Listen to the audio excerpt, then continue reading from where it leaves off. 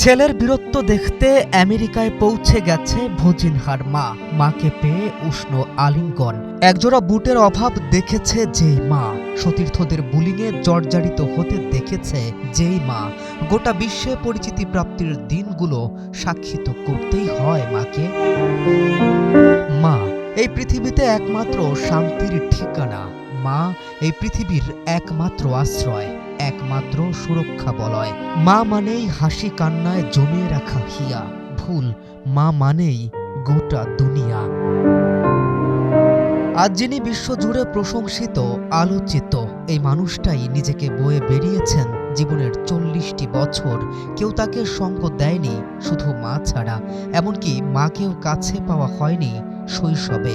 বাবা সেনা কর্মকর্তা, ঠুনকো বেতন, অভাবের সংসার, তাই দিনরাত এক করে কাজ করেছে ভজিনহার মাও।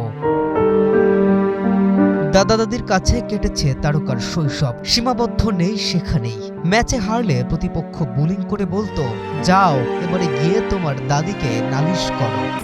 আমাদের উঠে দাঁড়াতে হবে, স্পিড সকল অন্যায়ের বিরুদ্ধে রুখে দাঁড়ানোর এনার্জি পার্টনার। শারীরিক কিছু সমস্যার কারণে বয়স হলেও উপযুক্ত উচ্চতা হয়নি তখনও তার দেহে। এজন্য সহ্য করতে হতো বডি শেমিং। এমনকি ক্যারিয়ারের প্রথম ২০ বছরের বেশি সময়ে কোনো রকম নিম্নমানের প্রফেশনাল ফুটবলেও খেলার তেমন সুযোগ হয়নি তার।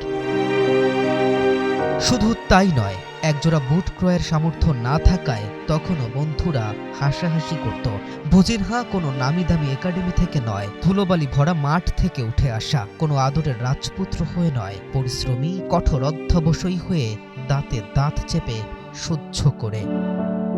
কে এম রাফিন, নিউজ 24।